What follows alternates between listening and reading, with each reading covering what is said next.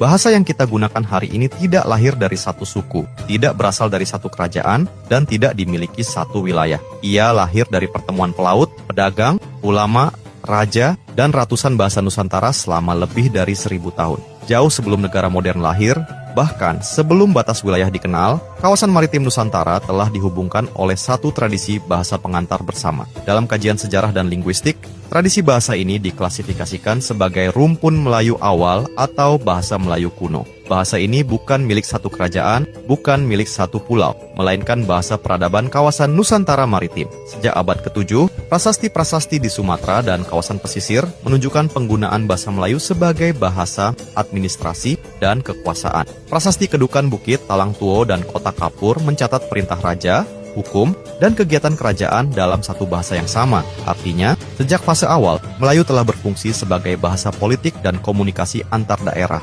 Namun, kekuatan utama Melayu bukan terletak pada kekuasaan, melainkan pada strukturnya. Tata bahasanya relatif sederhana, tidak mengenal tingkat tutur ketat, mudah diserap oleh penutur bahasa lain. Karena itu, penutur Jawa, Sunda, Batak, Bugis, Dayak, dan Bali dapat memakainya sebagai bahasa pengantar tanpa meninggalkan bahasa ibu mereka. Inilah fondasi linguistik yang menjadikan Melayu efektif sebagai lingua franca. Saat Melayu menyebar, ia tidak berkembang dalam satu pusat tunggal. Di Sumatera, Jawa, Kalimantan, Sulawesi, dan Maluku, bahasa ini menyerap kosakata setempat dan membentuk berbagai ragam regional. Sejak masa ini, tidak pernah ada satu Melayu murni. Yang ada adalah jaringan ragam Melayu yang hidup berdampingan di seluruh Nusantara maritim. Masuknya, Islam membawa transformasi besar. Kosakata Arab masuk ke dalam Melayu, iman, kitab, hukum, dunia, akhirat. Huruf Arab dipadukan, lahirlah aksara Jawi. Dari pesisir barat hingga kepulauan timur, Melayu menjadi bahasa dakwah, bahasa ilmu, dan bahasa administrasi kesultanan. Sekali lagi,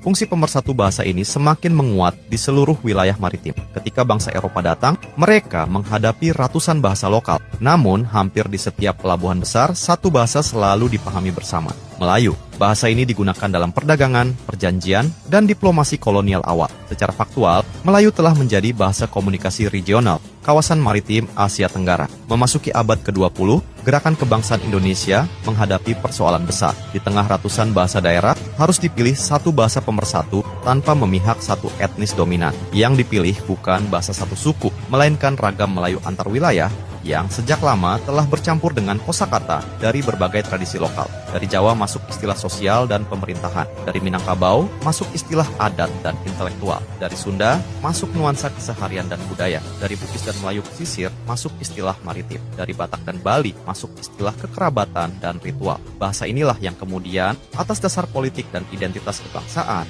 diberi nama baru, Bahasa Indonesia. Di kawasan lain Nusantara maritim, tradisi Melayu terus berkembang dalam jalur sejarahnya sendiri. Maka, bahasa Indonesia bukan hasil adopsi sepihak dan bukan turunan langsung satu dialek tertentu. Ia adalah salah satu pewaris modern dari tradisi Melayu klasik yang berkembang melalui jalur sejarah nasionalnya sendiri. Jadi, ketika hari ini kita berbicara bahasa Indonesia, yang kita gunakan bukan bahasa pinjaman dan bukan hasil adopsi satu wilayah. Ia adalah hasil sejarah panjang perdagangan maritim, kerajaan, agama, kolonialisme, dan percampuran ratusan bahasa lokal Nusantara. Bahasa Indonesia adalah pewaris sejajar tradisi bahasa Melayu kuno, lingua franca Nusantara, yang dibentuk oleh seluruh peradaban maritim Nusantara sendiri.